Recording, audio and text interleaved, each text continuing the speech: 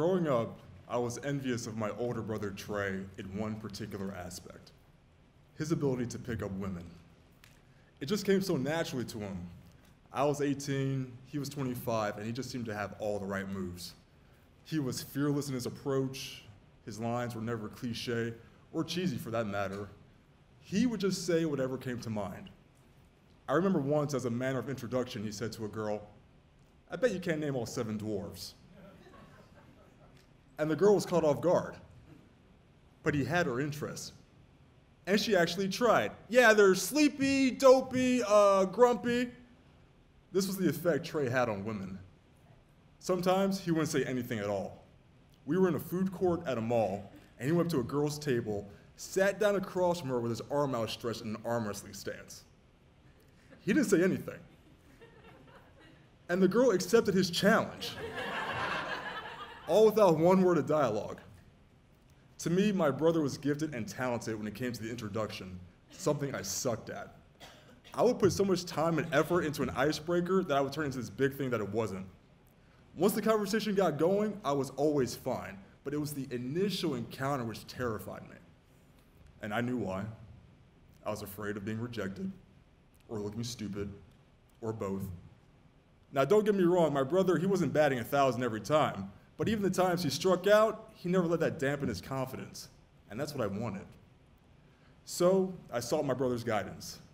I was attending a university where the student body ratio was 4 girls to every 1 guy. And I felt this environment was perfect to find out what approach would work for me in regards to meeting women, as well as get a quality education.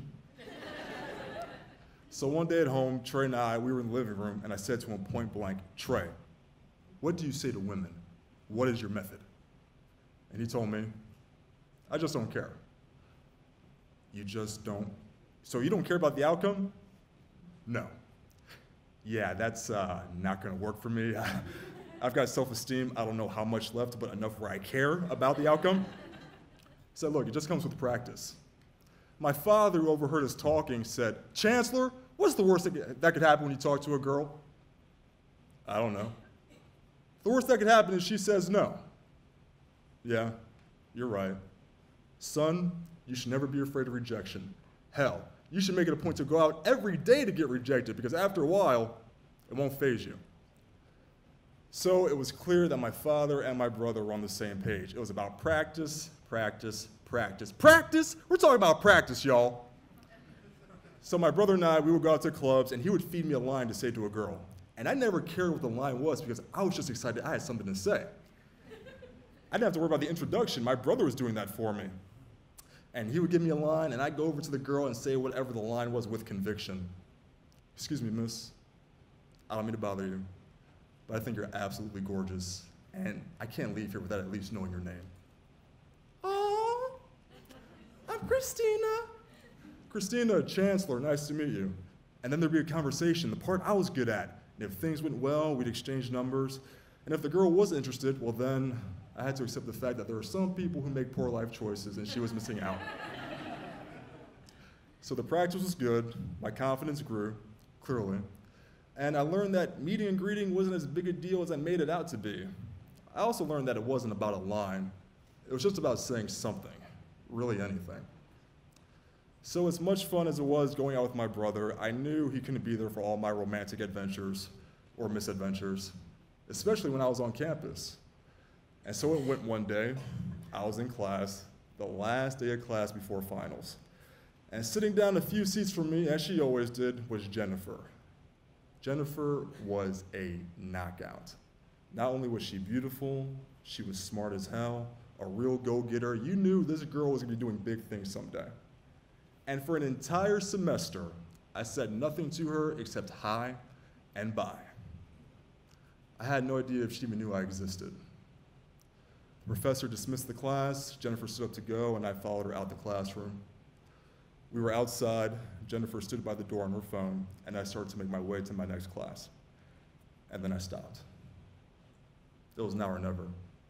Next week were finals, the week after that was winter break. I might not see Jennifer again.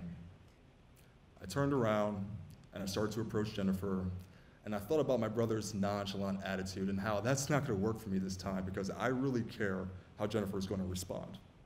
And then I think about my dad telling me the worst that could happen is no. Well, yeah, it would suck. I get over it, but it still suck. I want her to say yes. I want her to mean yes.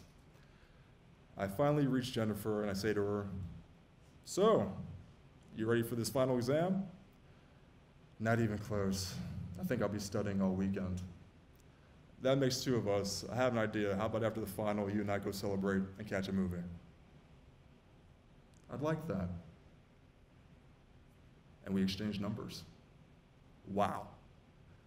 I had a date with Jennifer.